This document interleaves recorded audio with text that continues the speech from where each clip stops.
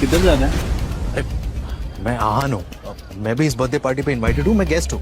आप बड़े लोगों का पार्टी चल रहा है, देखने रहा है? अरे लेकिन मैं गेस्ट हूँ, मैंने कहा।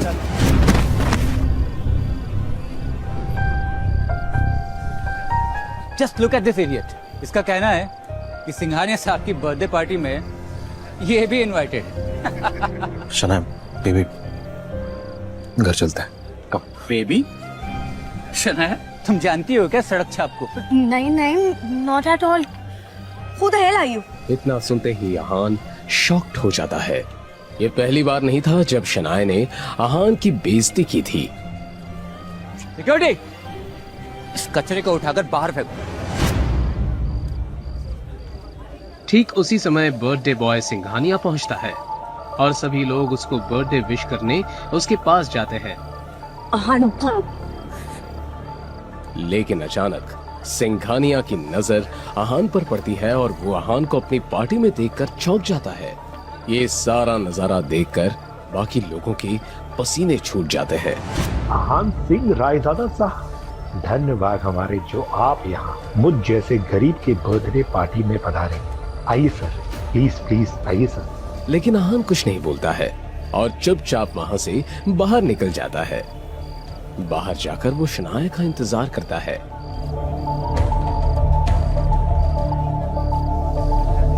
जब पार्टी खत्म होती है तो शनाया नशे में बाहर आती है।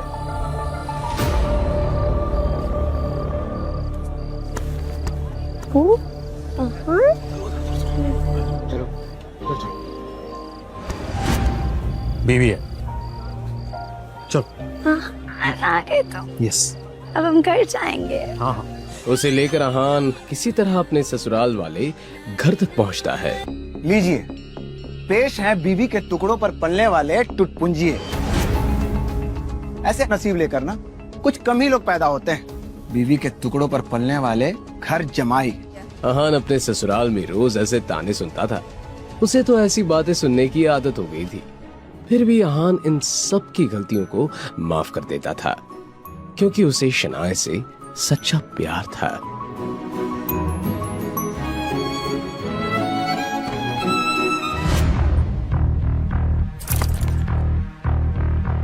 ये है तेरी असली औकात। अभी नहीं, प्लीज।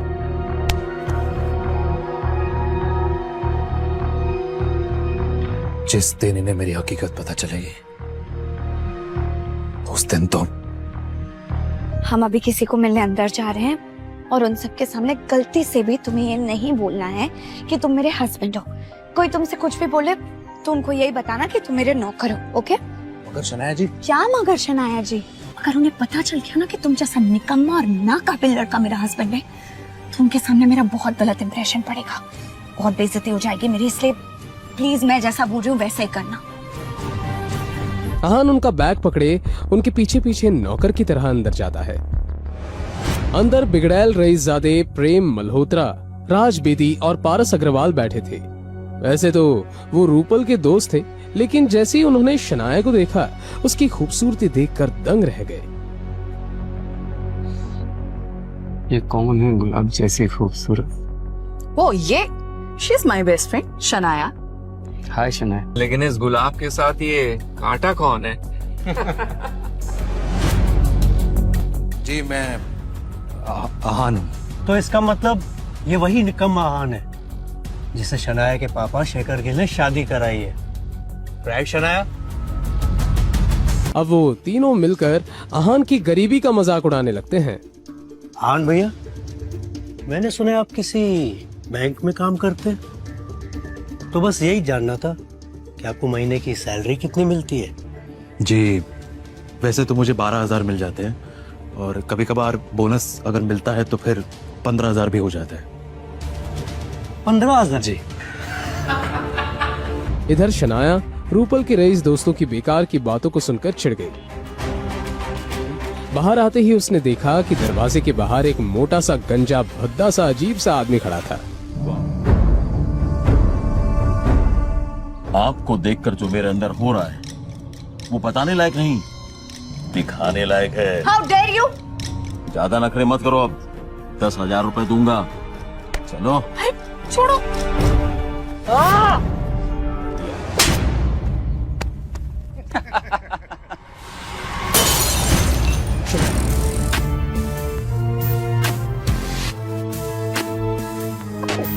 लगता है आपने कुछ ज्यादा ही पी लिया। अगर आप घर पे 1 पीस में जाना चाहते हो भी जिंदा, मेरी बीवी से माफी मांगनी है। तो अब मैं बताता हूँ कि किसे कितनी चढ़ी है।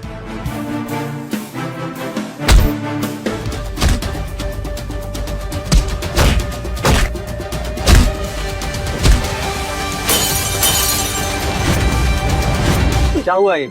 शना, क्या तुम ठीक हो? ये बहुत ही घटिया आदमी है। जैसे इसने मुझे अकेला देखा मुझे छेड़ने लगा।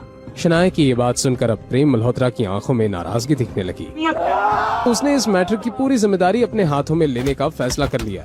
आफ्टर ऑल प्राइड होटल उसकी ही फैमिली बिजनेस का हिस्सा था। अब ये दोनों मेरी बीवी शनाए पर अपना इंप्रेशन जमाने के लिए एक मरे हुए आदमी को कुछ ज्यादा ही मार रहे हैं।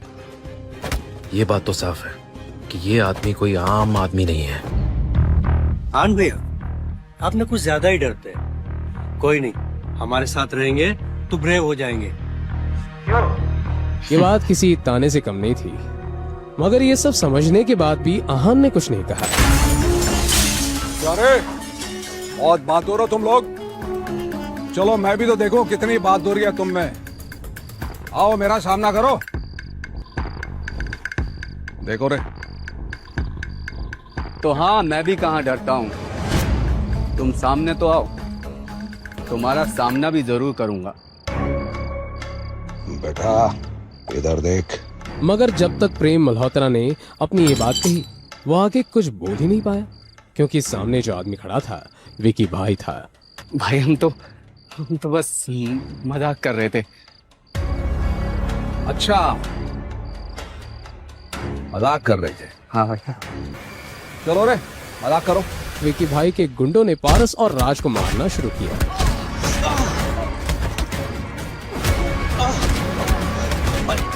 अरे तोड़ो तो, ठीक से तोड़ो इनको। तब भी जबान बंद होना तो मुंडी तोड़ डाल। और 13वीं वाले दिन इसके मेयर बाप को 2 करोड़ रुपए भेज देना। शनाया ने गुस्से से चिल्लाकर कहा। विकी भाई ने जब इस आवाज की डायरेक्शन में देखा तो उसकी आंखें खुली की खुली रह गई। उसे अपनी आंखों पर यकीन नहीं हो रहा था। विकी भाई के ऐसे रिएक्शन से सब हैरत में थे। क्यों शनाया कि सिर्फ आवाज सुनकर विकी भाई जैसे बड़े गुंडे के माथे पर पसीना आ गया।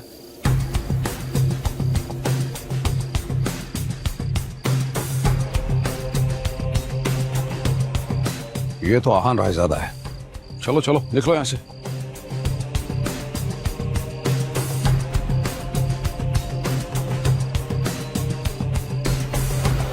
क्या विकी और आहान का पहले भी कहीं सामना हो चुका है? क्या सचमुच आहान एक सीक्रेट अमीर ज़्यादा है? अगर है तो फिर एक गरीब घर जमाई बनकर जिल्लत भरी जिंदगी क्यों जी रहा है?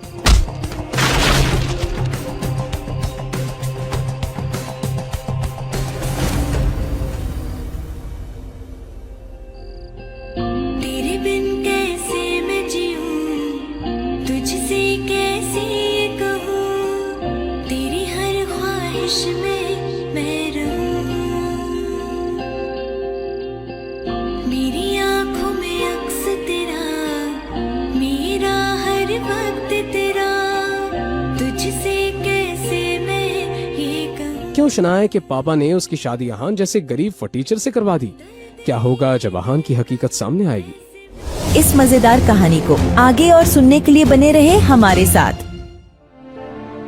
आहान एक करोड़पति बिजनेस फैमिली का दामाद तो जरूर है, मगर उसकी हालत पर घर के नौकर भी कहते हैं, कुछ पैसे चाहिए तो बता देना, तुम्हारी गरीबी देखी नहीं जाती।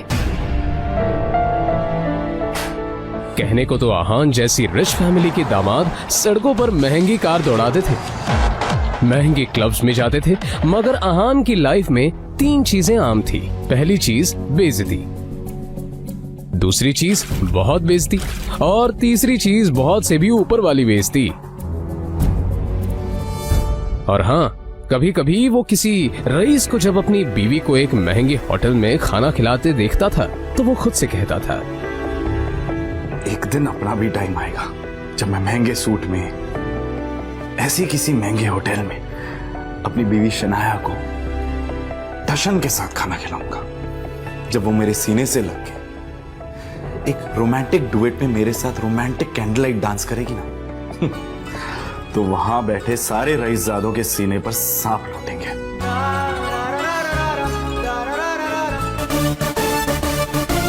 शगुन आहान की बीवी शनाया की कजिन थी, जो हमेशा ही आहान को नीचा दिखाने की कोशिश करती थी। आप एक काम कीजिए, साहू ज्वेलर्स पे मेरा एक नेकलेस पड़ा है, मैंने ओनर को कॉल कर दिया है, वहाँ जाके नेकलेस कलेक्ट करके मेरे घर पे आ जाइए। शगुन, मुझे बैंक जाना है और ये मैं बैंक जाने का तेवर किसी और को दिखाइएगा जीजा जी।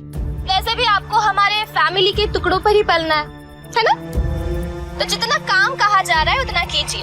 और हाँ, नेकलेस के साथ में ओनर आपको 30,000 रुपए भी देगा, वो लेकर मेरे घर पे आ जाइए। और 30,000 रुपए में से 1 रुपया भी कम नहीं होना चाहिए, समझे ना? देखो शगुन, आज तक मैंने कभी चोरी नहीं की। और दूसरी बात यह कि अगर मुझ पर इतना डाउट है तो किसी नौकर को भिजवा के करवा लो। क्या है ना, बहस करने की इजाजत आपको है नहीं, तो जितना काम कहा जा रहा है उतना कीजिए। 1 घंटे के अंदर नेकलेस और पैसे लेकर मेरे घर आ जाइए। और फिर से कह रही हूँ, 30,000 रुपए में से 1 भी रुपया कम नहीं होना चाहिए। जल्द ही आहान फ्रेश होकर बाथरूम से बाहर आया और जल्दबाजी में अपनी अलमारी की तरफ बढ़ा, जिसमें 2 जोड़ी पुराने कपड़े रखे थे। उनमें से जो सबसे साफ कपड़ा था, आहान ने उसे पहनने के लिए चुना। तैयार होकर वो बाहर निकला और जैसे ही सामने देखा तो उसकी सांस यामिनी गिल अपनी कुछ सहेलियों के साथ रमी पार्टी में व्यस्त थी। तभी यामिनी जी की एक सहेली ने अपने सैंडल की तरफ देखकर कहा, यामिनी, ये देखो ना, तुम्हारे आते आते मेरा बेल्ट टूट गया चप्पल का। अब मैं घर कैसे जाऊंगी? इसमें टेंशन लेने वाली कौन सी बात है? तुम पार्टी एंजॉय करो, मैं नौकर से कह दूंगी, वो ठीक करवा कर लाएगा। ना ना, मैं नौकरों पे भरोसा नहीं करती। मेरी चप्पल महंगी है, तू एक बार टूट गई चप्पल तो मैं दोबारा पहनती नहीं हूँ। लेकिन क्या करूँ, घर भी तो जाना है ना। आहान उस तरफ से निकला ही था जब यामिनी जी की नजर उस पर पड़ गई। डोंट वरी, नौकर नहीं है, नौकर से थोड़ा ऊपर ही है, वो तुम्हारा काम अच्छे से करेगा। आहान सुनो, ये चप्पल लो और इसे ठीक करा कर लाओ। तभी यामिनी जी की सहेली ने कहा, यामिनी, ये सब काम दामाद से अच्छा नहीं लगता। अरे तुम इतना टेंशन क्यों ले रही हो? वैसे भी इसे ये सब काम करने में बड़ा मजा आता है। तुम लोग को भी कोई काम हो तो बता दे रहा। दामाद है तो क्या हुआ, चप्पल भी ठीक नहीं करा सकता? कुछ तो करे, वैसे भी कुछ करता धरता तो है नहीं। ये बातें सीधा आहान के दिल पर आकर लगी, मगर अब उसे ये सब हमेशा ही सुनने की आदत हो गई थी। उसे याद था कि आज उसका बर्थडे है, मगर ये सिर्फ उसे ही याद था, बाकी किसी को भी इससे कोई मतलब नहीं था। शगुन का काम करने जा रहा हूं। बहस मत करो, जो काम दिया है वो करके आओ। दामाद है तो दामाद की तरह रहो। भिखारी कहेगा, पता नहीं शनाया की जिंदगी में ऐसा क्या लिखा था कि तुम जैसा निठल्ला पति मिला उसे। और अब यामिनी जी की सहेली ने आहान को उसकी टूटी हुई सैंडल की स्ट्रैप दिखाकर कहा, ये वाली चप्पल ठीक करना है, महंगी दुकान में ठीक करवाना, समझ में आया? कहते हुए उसने आहान का हाथ उठाकर सैंडल उसके हाथ में पकड़ा दिया।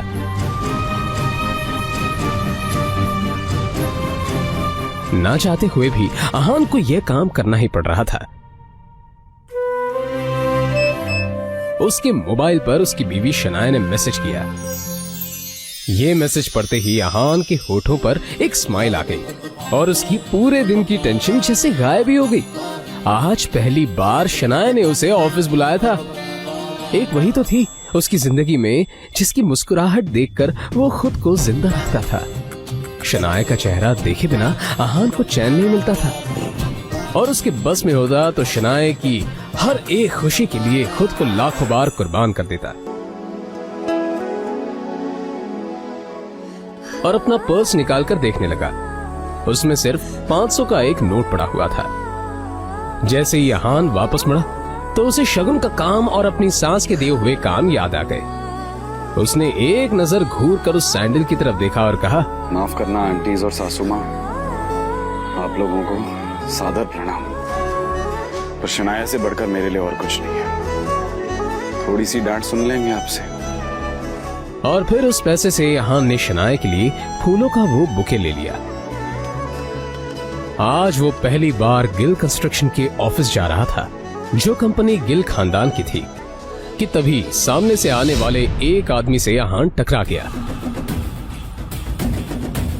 उसका नाम देव मल्होत्रा था। यू इडियट, दिखाई नहीं देता तुम्हें? पता नहीं कहां से मुंह उठाकर चले आते हैं। इस ऑफिस में तुम्हारी खड़े होने की भी औकात नहीं, और ऐसे टहल रहे हैं जैसे तुम्हारी खाले जी का घर है। कौन हो तुम? शायद देव मल्होत्रा ने भी उसके बदरंग कपड़ों से उसे नौकर या ऑफिस बॉय ही समझ लिया था। मल्होत्रा ने एक नजर नीचे पड़े बुके की तरफ देखा और फिर उसे अपने पैरों तले कुचल के बाहर निकल गया। अहान ने अपना सर झुकाए बस उस बुके की तरफ देखा।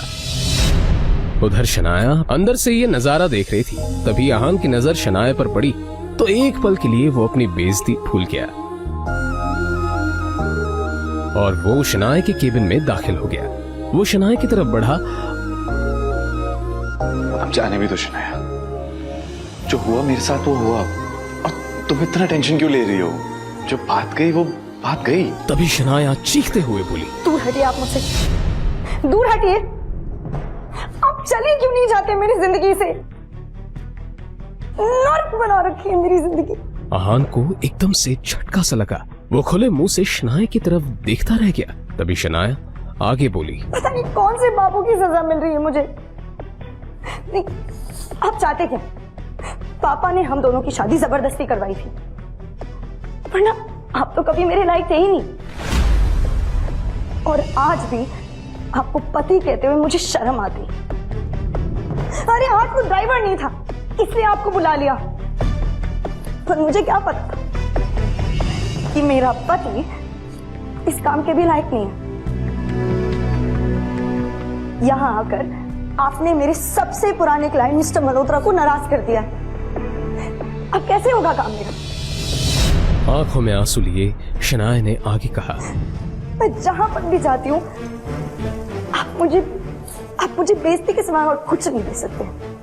सिर्फ एक बदनुमा दाग बनकर रह गए आप मेरी जिंदगी पर। इतना कहकर शनाया केबिन के बाहर निकल आई। तभी रास्ते में पड़े बुके की तरफ देखकर शनाया ने कहा, क्या है ये सब? क्या गंदगी फैला रखी है यहाँ पर? फेंको इसे डस्टबिन में। फूल को अपने पैरों से कुचलते हुए आगे बढ़ गई। मल्होत्रा अपनी कार में बैठा पहले से शनाया का इंतजार कर रहा था। फिर अहान के सामने ही शनाया अपने क्लाइंट मल्होत्रा के कार में बैठी और बिजनेस के सिलसिले में वहीं से जा चुकी थी। तभी अहान के सामने काली रंग की कार आकर रुकी, जिसमें से एक अधेड़ उम्र का शख्स बाहर निकला। अपने सामने खड़े आदमी को देखकर अहान गुस्से में नजर आने लगा। मिस्टर विक्रम, आप यहाँ पर क्या कर रहे हैं? यंग मास्टर, मैं आपको लेने के लिए आया हूँ। देखिए, मैं आपके साथ बहस तो नहीं कर सकता। मैं भी आपके पिताजी का एक नौकरी हूँ, पर हाँ, उन्होंने जो काम बोला है वो तो मुझे करना ही होगा। सीधे पॉइंट पर आइए। पहेलियां बुझाना मुझे पसंद नहीं है। तो मैं आपसे ये कहने के लिए यहाँ आया हूँ कि आपके पिताजी आदित्य रायजादा ये चाहते हैं कि आप आकर उनका बिजनेस संभालें। वो इस एशिया का सबसे बड़ा एम्पायर आपको सौंपना चाहते हैं। और आपको लगा कि मैं उनकी बात मान लूंगा? मैं तो उनका नाजायज बेटा हूं, तो फिर ये सब मुझे क्यों देना चाह रहे हो? फिर जब मेरी माँ बीमार थी और मैं उनके पास मदद मांगने गया था, वो तो मीटिंग में बिजी थे ना, और उसकी वजह से आज मेरी माँ इस दुनिया में नहीं रही, और इसके लिए मैं उन्हें कभी माफ नहीं करूंगा। तो बेहतर ये होगा कि आप चले जाइए। अहान के इस बात पर विक्रम ने एक लंबी सांस ली और फिर कहा, यंग मास्टर, आप तो जानते हैं आपके पिताजी कितने जिद्दी हैं। वो आपको वापस लाने के लिए किसी भी हद तक जा सकते हैं, किसी भी हद तक। उनके सामने कोई औकात नहीं रखता। वो जब चाहे, जिसे चाहे, जहां चाहे पल में मिट्टी में मिला सकते हैं। लेकिन हाँ, जो आपके साथ हुआ उसे आप भूल जाए और रायजादा ग्रुप को अपना ले। रायजादा तैयार है आपको वो सब कुछ देने के लिए जिसके आप हकदार हैं। अहान ने जैसे अपना आखिरी फैसला सुनाते हुए कहा, आप यहाँ से चले जाइए विक्रम, और जाके बता दीजिए कि मुझे उनकी दौलत में कोई इंटरेस्ट नहीं, और उनकी सारी दौलत भी मेरी माँ को वापस नहीं ला सकती। और हाँ, ये बात गलती से भी बाहर नहीं आनी चाहिए कि मैं रायजादा खानदान से हूँ और रायजादा ग्रुप का मालिक मिस्टर आदित्य रायजादा का बेटा हूँ। मुझे वो किसी हालत में चाहिए, उसके लिए जो भी रास्ता अपनाना है अपनाओ। मुझे अहान हर हालत में चाहिए।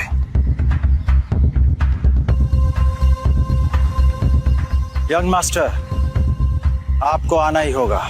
कहाँ थे तुम? हाँ, तुम्हें पता है ना, तुम्हारी वजह से मेरी सहेलियों के सामने मेरी कितनी बेइज्जती हुई है। और तुम्हारा फोन क्यों नहीं लग रहा है? हाँ, मैं अभी घर वापस आ गई हूँ। ये बताओ, तुम्हारा फोन क्यों नहीं लग रहा है? माँ जी, शनाया को लेने गया था, उसका फोन। तो फोन दो उसे, उसका फोन भी नहीं लग रहा है। लेकिन माँ जी, शनाया तो मेरे साथ नहीं आई। पर अभी तो तुमने कहा कि तुम उसे लेने गए थे। हाँ, मगर वो अपने किसी क्लाइंट के साथ। अहान का इतना ही कहना था कि तभी यामिनी जी उस पर चिल्लाते हुए बोली, रात होने को आई है और तुम कह रहे हो कि वो किसी क्लाइंट के साथ है। तुमने कुछ गड़बड़ की होगी, इसलिए तुम्हारे साथ वो आई नहीं। अच्छे दामाद तो तुम बन नहीं पाए, कम से कम अच्छी पति तो बनो।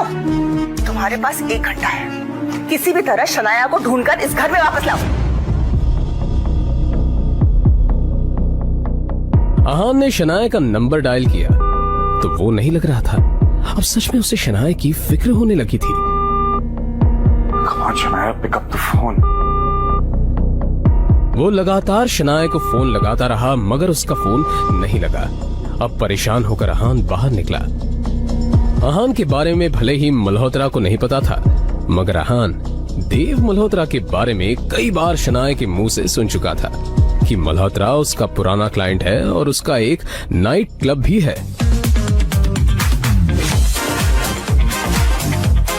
अंदर बेहद ही शोर शराबा था और लोग शराब पीकर नाच रहे थे। अहान ने चारों तरफ देखा पर कहीं भी उसे शनाया नजर नहीं आई।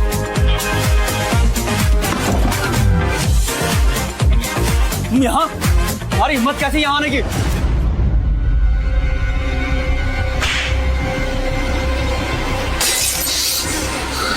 मिस्टर देव मल्होत्रा, मैं शनाया का पति हूं। जी तो कर रहा तुम्हें अभी के अभी जान से मार दूं, पर मेरे हाथ बंधे हुए हैं क्योंकि शनाया को तुम पर बहुत भरोसा है। अब तुम्हारे साथ क्या करना है ये शनाया ही डिसाइड करेगी। आउट।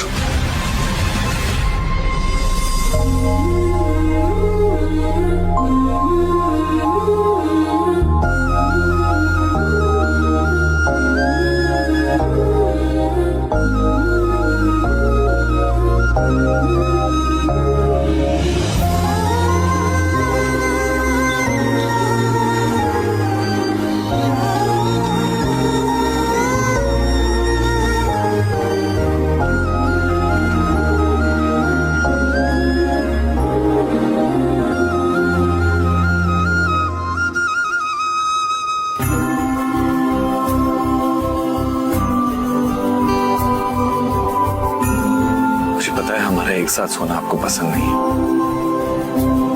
पर आज रात आपको इसी कमरे में सोना पड़ेगा।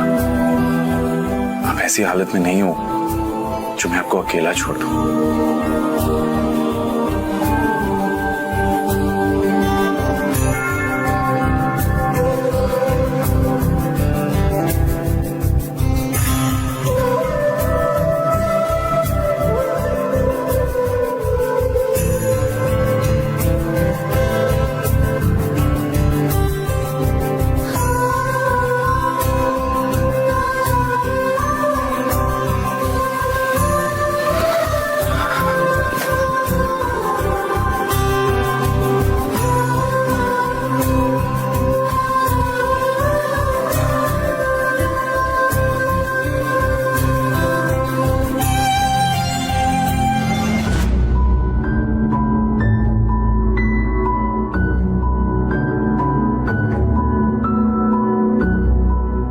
हिम्मत कैसे हुई मुझे अपने साथ सुलाने की?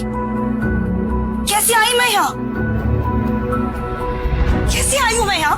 नहीं, एक सेकंड, आपको पता है ना कि मेरा कमरा अलग है, फिर भी आपने अपने स्तर पर अपने साथ मुझे सुलाने की हिम्मत की कैसे? शनाया, तुम कल रात को नशे में थी और मल्होत्रा से बचाकर मैं आपको यहाँ लाया, और आपको इस हालत में देखकर आपको अकेला छोड़ना मैंने सही नहीं समझा, इसलिए। मुझे याद आ गया कि मेरे साथ कल क्या हुआ था। पर अगर आप ये समझते हो कि आप इस बात का फायदा उठाकर मेरे करीब आ सकते हो, तो ये दिमाग से कंप्लीटली निकाल दो। आपके चक्कर में मुझे याद ही नहीं रहा कि मुझे कितना जरूरी काम करना था। इस मल्होत्रा का तो कुछ करना पड़ेगा। मुझे पता ही नहीं था कि ये इतना घटिया इंसान निकलेगा। कहते हुए शनाया ने अपना लैपटॉप खोला और ईमेल चेक करने लगी। तभी उसे सामने जो दिखा, उससे शनाया एकदम से शॉक्ड हो गई। वो हैरानी से ईमेल पढ़ते हुए बोली, कैसे हो सकता है? इस ऑफिसर ने मेरे ड्रीम प्रोजेक्ट को अप्रूव करने से मना कर दिया। तभी अचानक ही शनाया का मोबाइल बजने लगा। उसने स्क्रीन पर देखा तो उसके दादाजी आनंद गिल का कॉल था। गिल कंस्ट्रक्शन कंपनी के बिजनेस से जुड़े सारे अहम फैसले वही लेते थे। शनाया फोन की तरफ ऐसे देखने लगी जैसे अगर उसे उठा लिया तो कयामत ही आ जाएगी। उसे पता था कि बिजनेस से जुड़े फैसले लेने में उसके दादाजी बेहद सख्त हैं। हमारी कंपनी के सबसे बड़े प्रोजेक्ट को तुमसे वापस लिया जा रहा है, और साथ ही अब तुम इस फैमिली बिजनेस से अलग रहोगी। तुम्हारा अब गिल कंस्ट्रक्शन से कोई वास्ता नहीं होगा। I hope that is clear. अब ये सब जो कुछ भी है मेरी सरदर्दी है, और ये सब मैं खुद ही हैंडल कर लूंगी। इस एक मेल की वजह से मुझसे मेरा ड्रीम प्रोजेक्ट छीना गया। दादाजी ने कहा है कि वो मुझसे प्रोजेक्ट वापस ले रहे हैं, और सिर्फ यही नहीं, मुझे कंपनी से भी बाहर किया जा रहा है। मगर ऐसा कैसे हो सकता है? एक प्रोजेक्ट की वजह से कोई भी किसी को कंपनी से कैसे निकाल सकता है? और अगर अप्रूवल नहीं मिला, इसमें आपकी क्या गलती है? मैंने कहा ना कि मैं ये सब खुद हैंडल कर लूंगी। मुझे लगता है कि आपको एक बार दादाजी से मिलकर इस मामले में बात करनी चाहिए। इतना बड़ा फैसला फोन पर नहीं कर सकते। दुनिया मुझे निकम्मा समझती है, और शायद आप भी मुझे ऐसे ही समझते। अब एक बार अपने इस निकम्मे पति को भी मौका देकर देख लो। ओह, तो आप अपने आप को बड़ा तीसमार खान समझते हैं ना? क्या कर लेंगे आप? मेरे साथ चलो और अपने दादाजी से बात करो।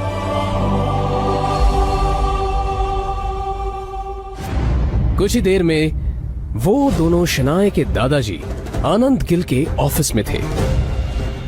शनाया, आनंद, सिट डाउन। देखो शनाया, बिजनेस के मामले में मैं बहुत साफ हूं। मैंने जो फैसला लिया है गुस्से में आकर नहीं, और ना ही जज्बात में आकर लिया है। ये नई बिल्डिंग का प्रोजेक्ट गिल कंस्ट्रक्शन का बहुत बड़ा सपना था, जो अब तक मुकम्मल नहीं हुआ। Why? दादाजी, I feel like क्योंकि तुमसे ये काम नहीं हो पा रहा। मैंने ये प्रोजेक्ट तुम्हारे कजन शौर्य को दे दिया है। आज से वो इस प्रोजेक्ट को हैंडल करेगा। तुम घर पर बैठकर आराम करो। पर दादाजी, ये प्रोजेक्ट मेरा सपना है दादाजी। मुझे नहीं पता क्या कमी रह गई जो हमें अप्रूवल्स नहीं मिले, बट आई प्रॉमिस यू किसी भी हाल में मैं अप्रूवल्स लेके रहूंगी। दादाजी प्लीज, शौर्या को ये प्रोजेक्ट देने से पहले मुझे एक आखिरी मौका दीजिए प्लीज दादाजी। ठीक है, मगर ये काम आज ही होना चाहिए। I hope I am clear on that. जी दादाजी, एब्सोल्युटली।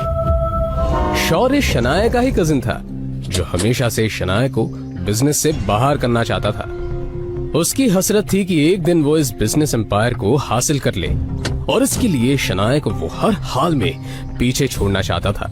अप्रूवल के लिए आई हो, मगर अफसोस अब कोई फायदा नहीं है, क्योंकि उस ऑफिसर को मैंने ऑलरेडी खरीद लिया।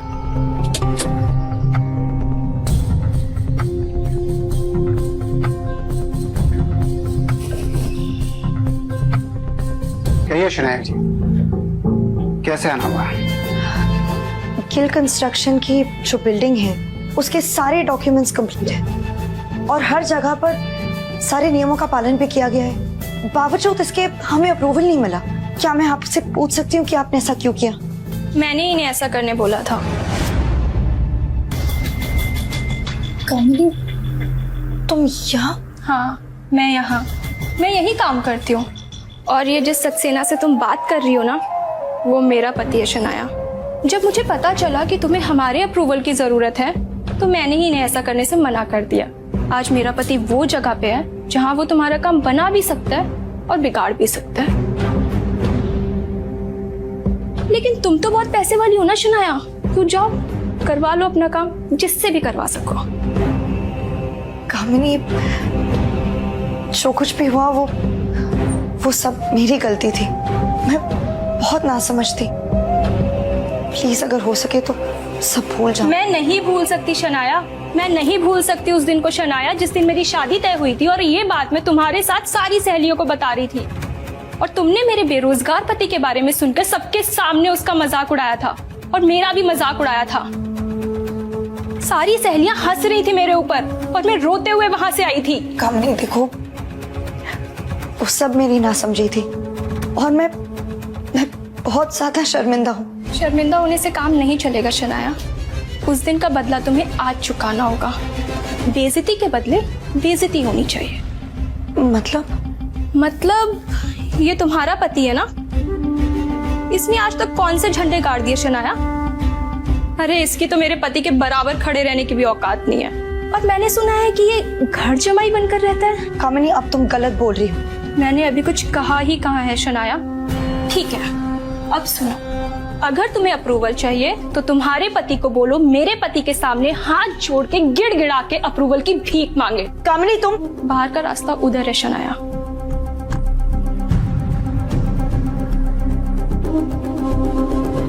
शायद काम हुआ नहीं। So sad. अब तो तुम्हें प्रोजेक्ट मेरे हवाले करना होगा। और तो और आनंद दादू की नजरों में भी अब तुम किसी काम की नहीं रही। अब तो तुम्हें ये कंपनी भी छोड़नी पड़ेगी। तुम बिल्कुल टेंशन मत लो, मैं हूं ना, मैं सब संभाल लूंगा। तुम बस घर पर आराम करो अपने उस निकम्मे पति के साथ, उसकी निकम्मी बीवी बनकर। और वो तुम्हारा पति कहाँ रह गया? वापस नहीं आया तुम्हारे साथ? शनाया ने जो देखा उससे तो शनाया को झटका सा लगा। अंदर अहान सारे स्टाफ के सामने गिड़गिड़ा रहा था, अप्रूवल की भीख मांग रहा था। मुबारक हो, तुम्हें तुम्हारा अप्रूवल मिल चुका। मगर ये कैसे हो सकता है? मैंने तुम्हारे पति को पैसे दिए हैं। वो तुम्हें वापस मिल जाएंगे। आप क्या समझते हैं खुद को? क्यों किया आपने ऐसा? तुझे क्या लगता है कि तेरे ऐसा करने से शनाया को सब कुछ वापस मिल जाएगा? मैं इसे कहीं का नहीं छोड़ूंगा।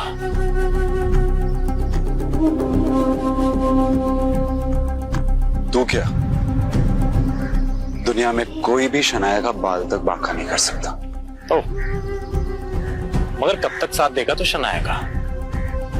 देखता जा, मैं तेरा और शनाया का रिश्ता ही खत्म कर दूंगा। कोशिश कर ले, चल जाएगा।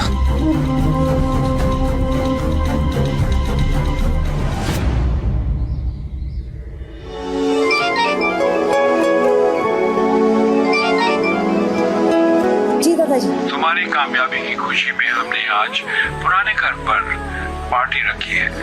तुम आहन के साथ आ जाना। जी दादाजी, थैंक यू। हम आ जाएंगे।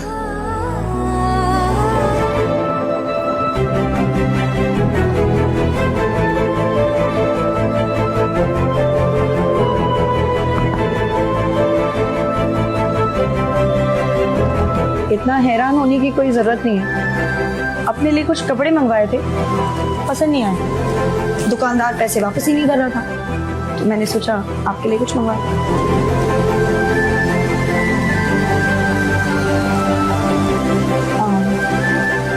चलते हुए पहन लीजिएगा।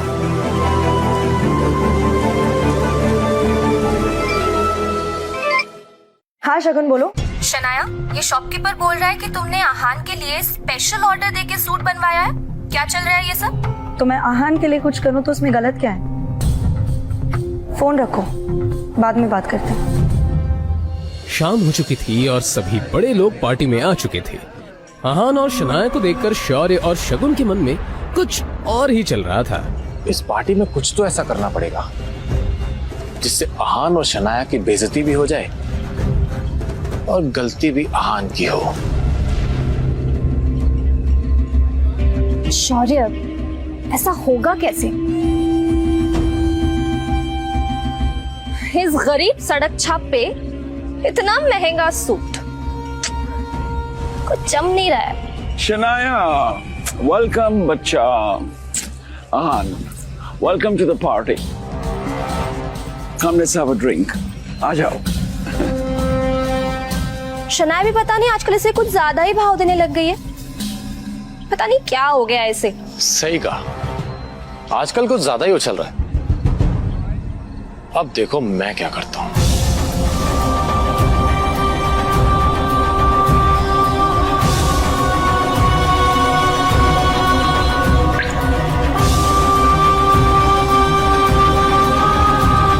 अरे आहान, आज ये सूट कहां से मारा? ओ, अब ये निकम्मा पति अपनी पत्नी के टुकड़ों पे पलने भी लगा है, वरना तुम्हारी इतनी औकात का कि तुम इतना महंगा सूट पहन सको। अरे जीजा जी, इसकी बातों का बुरा मत मानिए आप। अब आखिर जीजा जी घर जमाई है ना। अब घर जमाई तो अपने ससुराल के टुकड़ों पर ही पलता है ना? और आप अपनी पत्नी के पैसों पे ऐश कर रहे हो, तो इसमें गलत क्या है? अच्छा सॉरी, लेकिन शगुन, तुम्हें लगता है कि शनाया इससे प्यार करती है? तुम्हें ऐसा क्यों नहीं लगता? वो देखो, अपने पति को छोड़कर। वो तो है। गौरव हमेशा से ही शनाया को पसंद करता था, मगर फिर उसकी शादी शगुन के साथ हो गई। बावजूद इसके गौरव अब भी कोई मौका नहीं छोड़ता था, इसलिए अब भी वो उस पर ट्राई करता रहता था। हाँ, ये बात अलग थी कि शनाया गौरव को जरा भी भाव नहीं देती थी। कम से कम आज के दिन तो शनाया को अपने पति को अकेला नहीं छोड़ना चाहिए था। जीजा जी, ओ छोड़िए ना, चलिए हम एंजॉय करते हैं। नहीं मैम, शराब ही पी। अरे कम ऑन आहान, कभी कभी ऐसी पार्टीज में ये सब चलता है। पी भी लो। अरे लो यार, पी लो।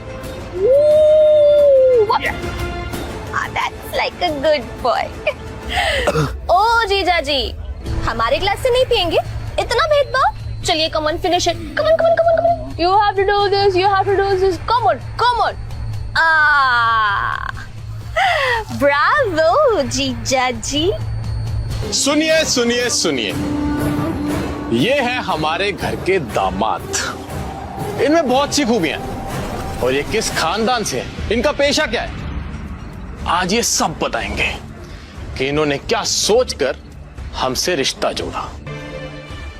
साले साहब, पहले आपसे शुरू करते हैं।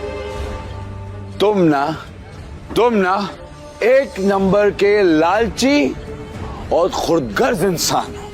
गिल कंस्ट्रक्शन के भाग दौड़ को हासिल करना चाहते हो और इसीलिए तुम शनाया को अपने रास्ते से हटाना चाहते हो। अरे तुम तो हमारा रिश्ता भी तोड़ना चाहते हो। ये क्या बकवास कर रहे हो? चुप, बिल्कुल चुप, मेरी बात खत्म नहीं हुई अभी तक। हाँ, तो तुम इस बिजनेस को हासिल करने के लिए तरह तरह की चालें चलते हो। अपने बाप नीरज गिल के साथ मिलकर दादाजी की चपलूसी करते हो और उन्हें शनाया के खिलाफ भड़काते हो। Stop it. आखिर ये हो क्या रहा है यहाँ? दादाजी दादाजी दादाजी,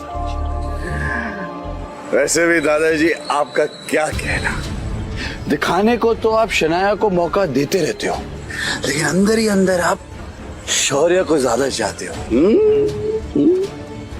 इसीलिए तो आपका हर एक फैसला शौर्य के हक में और शनाया के खिलाफ होता है। You are disgusting. जाओ यहां से। आहान, अपनी हद में रहो।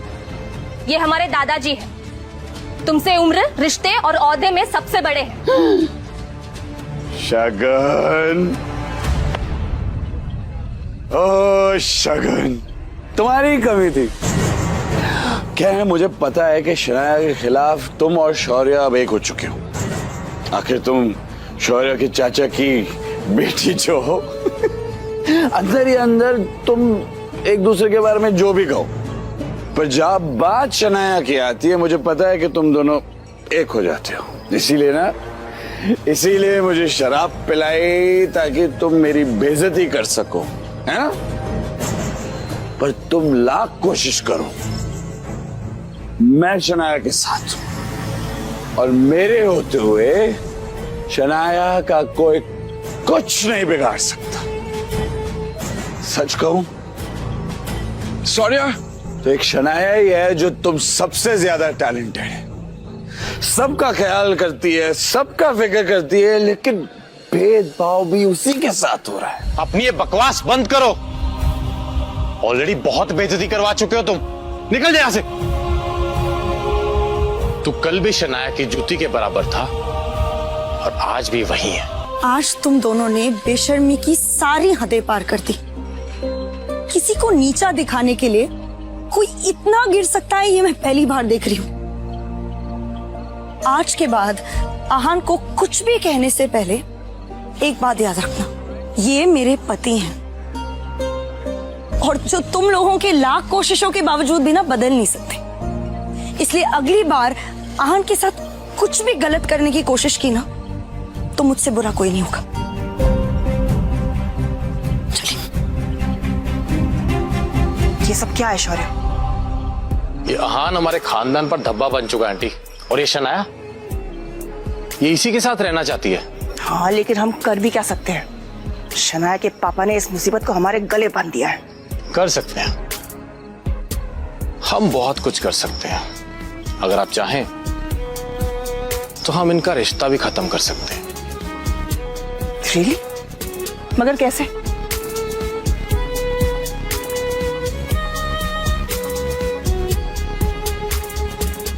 ठीक है, तुम्हें जो करना है तुम करो, लेकिन एक बात याद रखना, शनाया को कुछ नहीं होना चाहिए। आप फिक्र मत करिए, शनाया को कुछ नहीं होगा।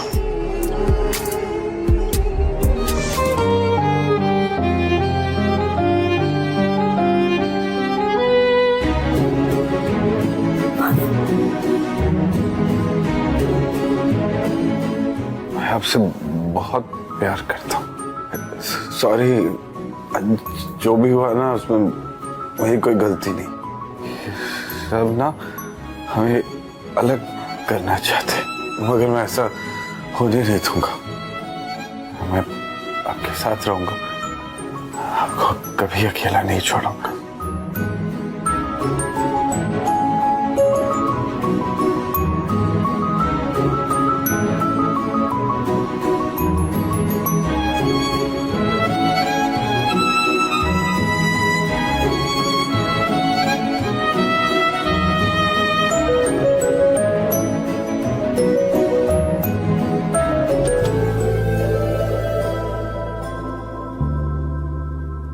मॉर्निंग। कल रात जो भी हुआ उसके लिए मैं बहुत शर्मिंदा हूँ। कल रात को आपको फिर से मेरी वजह से तकलीफ हुई, उसके लिए हो सके तो मुझे माफ कीजिए। कल रात के लिए रियली सॉरी। कॉफी तो ले लो।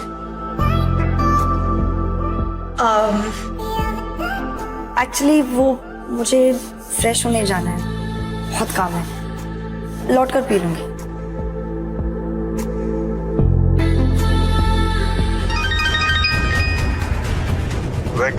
विक्रम बोल रहा हूँ। अब आप क्यों फोन कर रहे हैं? अपने फैसले के बारे में क्या सोचा है यंग मास्टर? मैंने आपसे कितनी बार कहा है मेरा पीछा छोड़ दीजिए, मुझे बार बार फोन मत कीजिए। मैं नहीं चाहता कि कोई भी जाने कि मैं एक अमीर ज़ादा हूं। ये बात सीक्रेट ही रहनी चाहिए। वो मैं सोची थी कि क्यों ना मैं इस बाइक से ही चलूं, ट्रैफिक में आसानी हो जाएगी ना।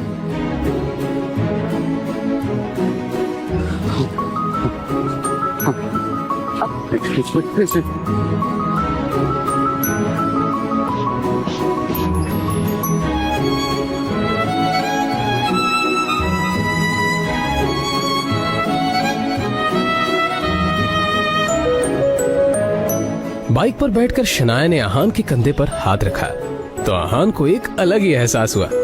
शनाया का भी कुछ यही हाल था। आज वो दोनों पहली बार पूरे होश में एक दूसरे के इतने पास थे। अब आप चलेंगे या किसी और का भी इंतजार है?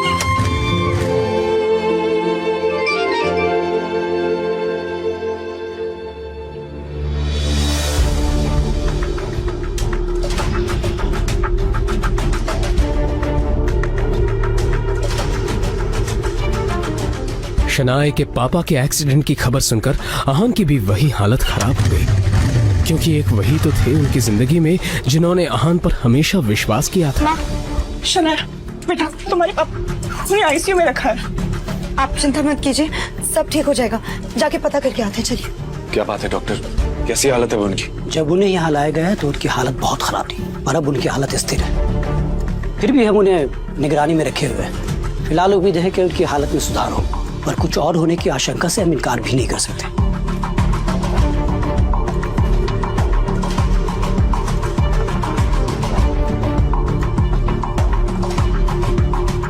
आहान, शनाया और यामिनी जी का पूरा दिन कश्मकश में बीत गया। शाम होने को आई थी और अब भी वो सब हॉस्पिटल में मौजूद थे। शनाया की हालत आहान से देखी नहीं जा रही थी कि तबास जाकर कहा, अब माँ को लेकर घर निकल जाइए शनाया। अंकल की देखभाल के लिए मैं यहाँ हूँ।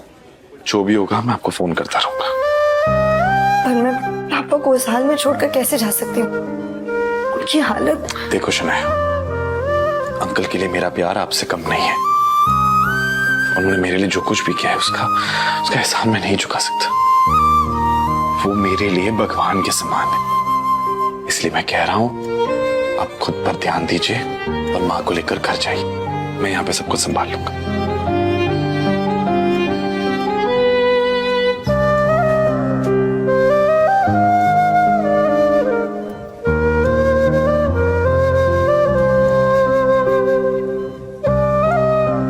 देखिए, मिस्टर शेखर की हालत अचानक ही बहुत ज्यादा बिगड़ती जा रही है। जल्दी उनको ऑपरेशन करना होगा। डॉक्टर, आपने तो कहा था उनकी हालत स्थिर है, फिर अचानक क्या हो गया? इस बारे में हम कुछ भी ठीक से नहीं कह सकते, मगर उनका ऑपरेशन जल्दी नहीं किया गया तो उनकी जान को खतरा है। तो फिर डॉक्टर आपको किस बात का इंतजार है? आप ऑपरेशन शुरू कीजिए। ओके फाइन, मगर कुछ डॉक्यूमेंट्स है जो आपको भरने पड़ेंगे और साथ ही जाकर बिल काउंटर पर आप जाकर 15 लाख जमा करा दीजिए। मैं ऑपरेशन की जाके तैयारी करता हूँ। ओके। 15 लाख की बात सुनते ही आहान टेंशन में नजर आने लगा। उसने शनाया को कॉल करने के लिए फोन निकाला ही था कि तभी उसके सामने विक्रम खड़ा दिखाई दिया, जो आहान की तरफ देखकर मुस्कुरा रहा था। उसे देखते ही आहान के दिमाग में ढेर सारे डाउट्स आ गए और वो विक्रम के पास जाकर बोला, आप यहाँ पे क्या कर रहे हैं? वैसे शनाया पैसे का इंतजाम आसानी से कर लेंगे, लेकिन आपने ये सोचा है यंग मास्टर कि ये सब अपने आप कैसे हो गया? यह एक्सीडेंट तुम्हारे पापा के कहने पर ही करवाया गया है। हिम्मत कैसे हुई ये करवाने की? आदित्य रायजादा की हिम्मत इतनी ज्यादा है कि उनके एक इशारे पर शेयर मार्केट हिल सकता है। ये तो एक मामूली सा एक्सीडेंट है। ये आपने सही नहीं किया और इसकी कीमत आपको चुकानी ही होगी। बस 15 लाख की तो कीमत है और मैं वो पूरी देने के लिए तैयार हूं। रायजादा ग्रुप को अपना लो। वैसे भी इस कंपनी के सामने 15 लाख ऊंट के मुंह में जीरे समान है। ये पैसे तो तुम्हें देने ही होंगे, लेकिन अंकल के एक्सीडेंट का हिसाब मैं बाद में लूंगा, लेकिन तुम्हारी बात कभी नहीं मानूंगा। वैसे भी अगर मैं तुम्हें पैसे ना दूं तो तुम्हारा काम रुकेगा नहीं। शनाया है तुम्हारे पास, क्यों? लेकिन सोचो, अगर शनाया को यह पता चल जाए कि रायजादा खानदान के साथ ताल्लुक होना ही इस एक्सीडेंट की वजह है, तो क्या वो तुम्हें माफ करेगी? हाँ? तुम्हारा ये जो रिश्ता है धीरे धीरे सही हो रहा है, वो पूरी तरह खत्म हो जाएगा। सच में विक्रम ने बड़ी ही शातिर चाल चली थी और आहान को ये अफसोस हो रहा था कि अभी तक वो इस साजिश को समझ क्यों नहीं पाया था। और हाँ, तुमने अगर ना की तो तुम जानते हो अपने पिताजी को, ये सब यहाँ नहीं रुकने वाला। शनाया भी है ना। अब ऐसा कुछ नहीं करेंगे जिससे शनाया या उसकी फैमिली और मुसीबत में है। मैं आपकी बात मानने को तैयार हूं, लेकिन हाँ, ये बात बाहर नहीं आनी चाहिए कि मैं कौन हूं, और ये सब मेरी वजह से हुआ है।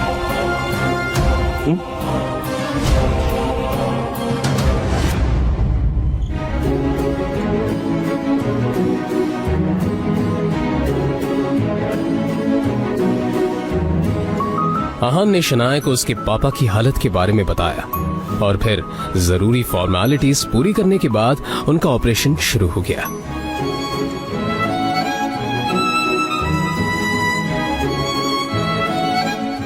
कुछ देर में डॉक्टर ने खबर सुनाई थी कि अब शेखर की हालत ठीक है। ये सुनकर दोनों ने राहत की सांस ली।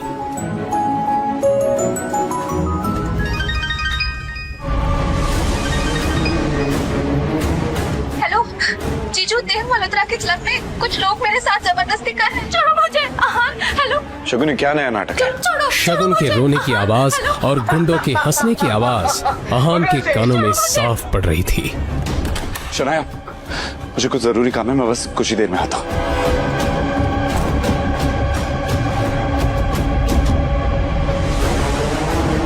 जैसे ही आहान देव मल्होत्रा के क्लब में पहुंचा तो वहां कोई भी नहीं था। पूरा क्लब खाली था। उसे किसी साजिश की बू आ रही थी। धड़कते दिल से आहान थोड़ा और अंदर बढ़ा कि तभी पीछे से किसी ने हाथ में रुमाल लेकर उसके नाक को तेजी से दबा दिया।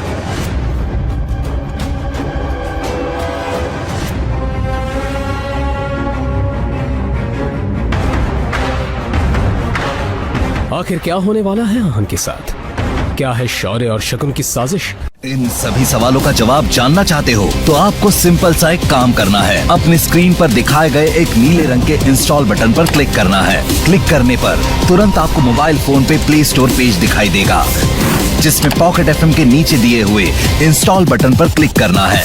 उसके बाद ओपन बटन पर क्लिक करके अपने मोबाइल नंबर से पॉकेट एफएम ऐप रजिस्टर करिए। अब आप पॉकेट एफएम के सभी अद्भुत ब्लॉकबस्टर कहानियों को सुन सकते हैं।